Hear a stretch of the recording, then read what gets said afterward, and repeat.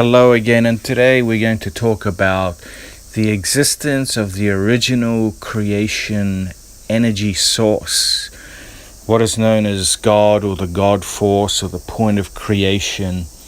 And from this we can surmise that all the other lower gods and angelic realms sprouted from. Now, atheists say there's no such thing, and they want to debunk it with science. However, we have a very interesting young scientist, the name I'll reveal in a minute, that has an interesting theory that has gained the attention of some of the leading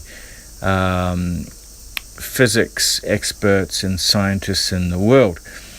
And he has proven that there could well be the origin source, the creator, what we know as or what we call God, or the creation center, or the God force. It could really be real, because he says that we know that the displacement of space-time is the cause of gravity. Okay, I'm going to get into some heavy specifics here, so bear with me. And he says if this is the case, then the absence of space-time must be pure gravity. Because of the law of flow, what is known as flow, things will go to the point of least resistance. Okay, so if there's no resistance there, things will gravitate towards it. For example, in the absence of space-time, this would mean it would be pure gravity. And an example of this, as I just mentioned before, would be, for example, black holes. Now, nothing, not even light, can escape their pull. And if the universe is all of space-time and the entire Higgs field, absolutely everything, then whatever is outside of the universe must be an absence of space-time, he says. So, if that is the case, where the universe is not expanding into the absolute void around it, then it must be falling because of this gravitational theory, right? So let's have a look at the beginning of time. Now, scientists, this is interesting, scientists have been able to, without a doubt, prove that the universe has an age. So if anything has an age, there must be a creation point, right? And they state that the universe, they're confident, they can prove that the universe has an age of 13.8 billion years.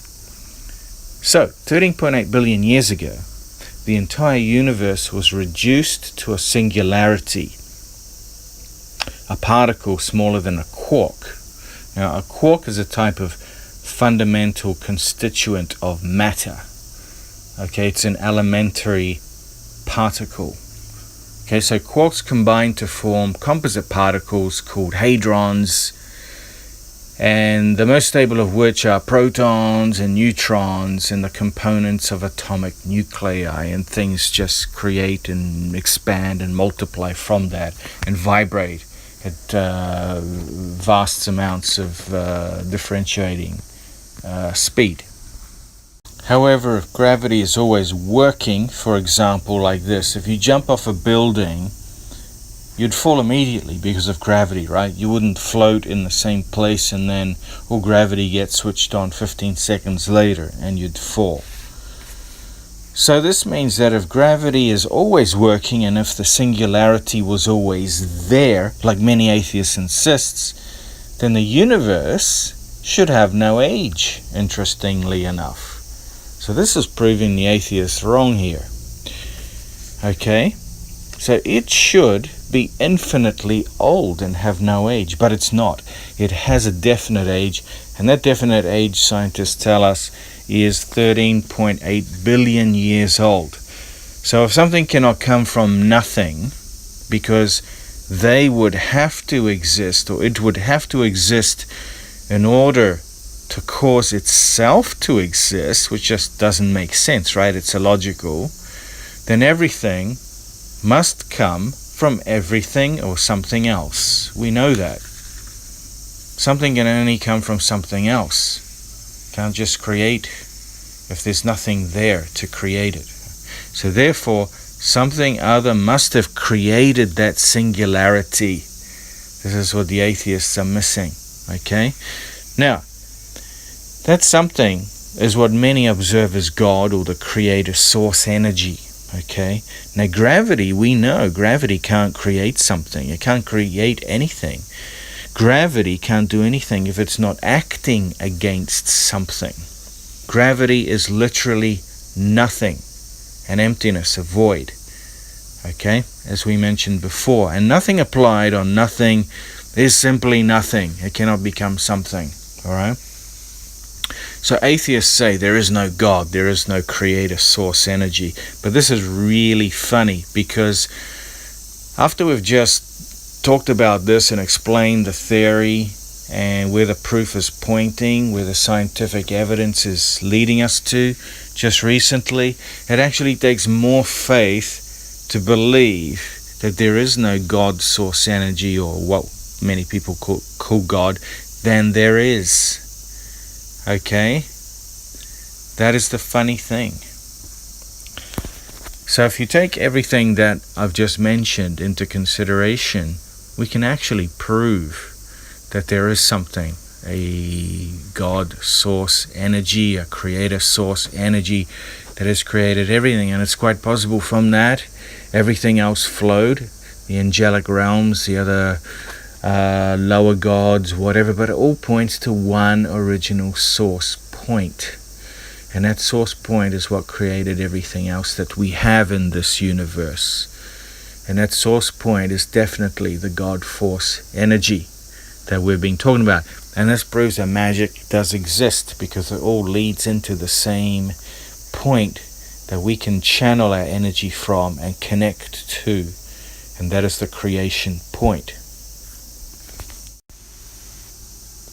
So what I've just presented today is the argument that was constructed by a very young boy called William Maillis.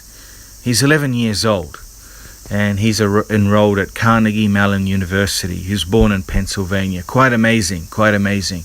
So if we take anything into consideration, that theory holds a lot of weight, and a lot of scientists have now looked at his argument and said, yeah, there's a lot of substance there. In fact, it takes a lot to disprove that what young William Maillis said is incorrect.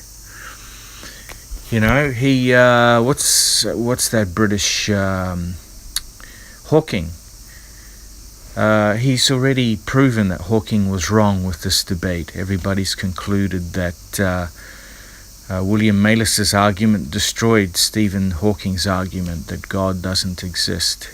So that's really interesting for us and people that are involved in magic. This gives you more food for thought, and it holds true to what we know anyway when we manifest things through clear intention and energy cultivation and connecting with this creator source energy. It's so important to reconnect. Anyway, I'll leave you with that today. Maybe you'll have to listen to it several times. I hope I did not confuse some of you.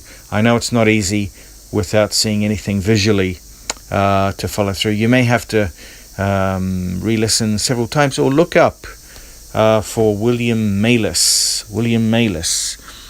Let's see his name. Let's have a look. I'll bring it up on the internet here. His surname is Maillis, William Maillis. Okay? So have fun searching for that, and have an excellent day, and I will talk to you guys again soon, okay? Have a good one. Cheers.